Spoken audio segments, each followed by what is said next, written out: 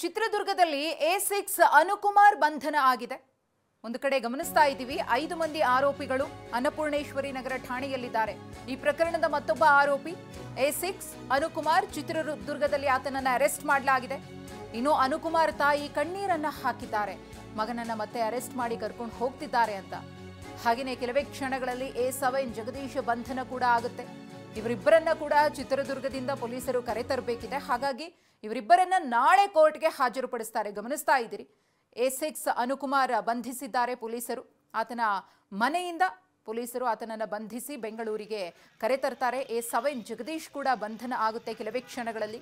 ಇಬ್ಬರನ್ನ ಕೂಡ ಒಟ್ಟಿಗೆ ಬೆಂಗಳೂರಿಗೆ ಪೊಲೀಸರು ಕರೆತರ್ತಾರೆ. ನಾಳೆ ಬೆಳಗ್ಗೆ ಇಬ್ಬರನ್ನ ಕೂಡ ಕೋರ್ಟ್ಗೆ ಹಾಜರುಪಡಿಸ್ತಾರೆ. ಈಗ ಈ ಆರೋಪಿಗಳಿಗೆ ಯಾವ ರೀತಿಯಾಗಿ ಪ್ರಕ್ರಿಯೆಗಳಿತ್ತೋ ಪೊಲೀಸ್ ಸ್ಟೇಷನ್ ಕರೆತಂದು ವೈದ್ಯಕೀಯ ಪರೀಕ್ಷೆಯನ್ನು ಮಾಡಿ ನಂತರದಲ್ಲಿ ಜಡ್ಜ್ ಮುಂದೆ ಹಾಜರುಪಡಿಸ್ತಾರಲ್ಲ, ಅದೇ ತೆರನಾದಂತಹ ಪ್ರಕ್ರಿಯೆ ನಾಳೆ ಇವರಿಬ್ಬರಿಗೂ ಕೂಡ ಇರುತ್ತೆ. ಸದ್ಯಕ್ಕೆ ಚಿತ್ರದುರ್ಗದಿಂದ ಆತನನ್ನ ಅರೆಸ್ಟ್ ಮಾಡಿ ಪೊಲೀಸರು ಕರೆತರ್ತಾ ಇದ್ದಾರೆ. ಅವರ ಮನೆಯ ಪರಿಸ್ಥಿತಿ ಗಮನಿಸ್ತಾ ಇದ್ದೀರಿ ನೀವು. ಅಭಿಮಾನಿಯಾಗಿದ್ದ, ಅದಾದ್ಮೇಲೆ ಏನಾಯಿತು ಅನ್ನೋದನ್ನ ಗಮನಿಸಿದ್ವಿ.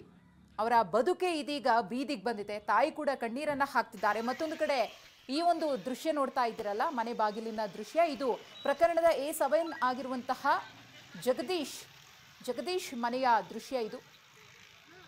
ಮನೆಯಲ್ಲಿ ಇದ್ರೂ ಯಾರಾದರೂ ಹೊರಗಡೆ ಬಂದು ಹೇಗೆ ಮುಖ ತೋರಿಸ್ತಾರೆ? ಒಂದ್ಸಲ ಮಗ ಜೈಲಿಗೆ ಹೋಗಿ ಬಂದಿದ್ದ, ಈಗ ಮತ್ತೆ ಆತ ಹೋಗಬೇಕು, ಮತ್ತೆ ಆತನನ್ನು ಅರೆಸ್ಟ್ ಮಾಡ್ತಾರೆ, ಮನೆ ಮಗ ಮತ್ತೆ ಜೈಲು ಪಾಲಾಗ್ತಿದ್ದಾನೆ. ಇದೆಲ್ಲವೂ ಕೂಡ ಮನೆಯವರಿಗೆ ಎಷ್ಟು ದುಃಖವನ್ನು ತಂದುಕೊಡುತ್ತೆ ಅಂದರೆ ಪದಗಳಲ್ಲಿ ಹೇಳೋದಕ್ಕೆ ಸಾಧ್ಯ ಇಲ್ಲ. ಅನುಕುಮಾರ್ ತಾಯಿ ಕಣ್ಣೀರನ್ನು ಹಾಕ್ತಾ ಇದ್ದಾರೆ. ಇದ್ದಂತಹ ಒಬ್ಬ ಮಗ ಈ ರೀತಿಯ ಬದುಕು, ಆತನ ಒಂದು ಅಭಿಮಾನನೋ ಅಥವಾ ಅತಿರೇಕನೋ ಏನೋ ಒಂದು ಕಾರಣದಿಂದಾಗಿ ಬೀದಿಗೆ ಬಂತಲ್ಲ ಅನ್ನೋ ನೋವಿದೆಯಲ್ಲ, ಹೆತ್ತ ತಾಯಿಯನ್ನು ಬಾಧಿಸ್ತಾ ಇದೆ. ಈ ಕುರಿತು ಮತ್ತಷ್ಟು ಮಾಹಿತಿಯನ್ನ ಕೊಡ್ತಾರೆ ನಮ್ಮ ಪ್ರತಿನಿಧಿ ಬಸವರಾಜ್. ಈಗಾಗಲೇ ಅನುಕುಮಾರ್ ಬಂಧನ ಆಗಿದೆ, ನೋಡ್ತಾ ಇದ್ದೀವಿ. ಜಗದೀಶ್ನನ್ನು ಕೂಡ ಇನ್ನೇನು ಕೆಲವೇ ಕ್ಷಣಗಳಲ್ಲಿ ಅರೆಸ್ಟ್ ಮಾಡ್ತಾರೆ.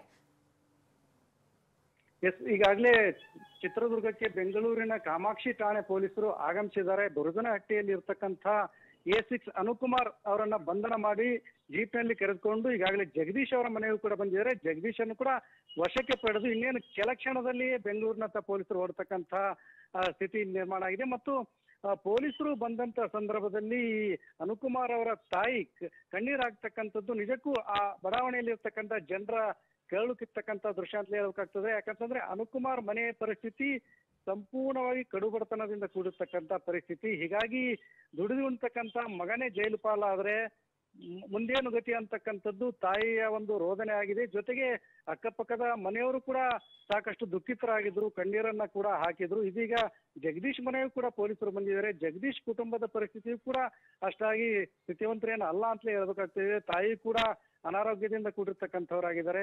ಮತ್ತು ಮನೆ ನೋಡ್ಕೊಳ್ತಕ್ಕಂಥ ಏಕೈಕ ವ್ಯಕ್ತಿ ಜಗದೀಶ್ ಆಗಿದ್ದು. ಈತ ಜೈಲು ಪಾಲಾದ್ರೆ ಆತನ ಹೆಂಡತಿ, ಮಕ್ಕಳು ಮತ್ತು ತಾಯಿಯನ್ನ ನೋಡ್ಕೊಳ್ತಕ್ಕಂಥದ್ದು ಯಾರು ಅಂತಕ್ಕಂಥ ಪ್ರಶ್ನೆ ಇವ್ರ ಮನೆಯಲ್ಲಿ ಕೂಡ ಕಾಡ್ತಕ್ಕಂಥದ್ದು. ಹೀಗಾಗಿ ಈ ಜಗದೀಶ್ ಮತ್ತು ಅನುಕುಮಾರ್ ಏನು ಅಭಿಮಾನಕ್ಕಾಗಿ ಹೋಗಿದ್ರು, ದರ್ಶನ್ ಮಾತಿಗೆ ಹೋಗೊಟ್ಟು ಹೋಗಿ ಈ ಒಂದು ಪ್ರಕರಣದಲ್ಲಿ ಸಿಲುಕಿ ಕುಟುಂಬವನ್ನು ಕೂಡ ಸಂಕಷ್ಟಕ್ಕೀಡು ಮಾಡಿದೆ ಅಂತಲೇ ಹೇಳ್ಬೇಕಾಗ್ತದೆ.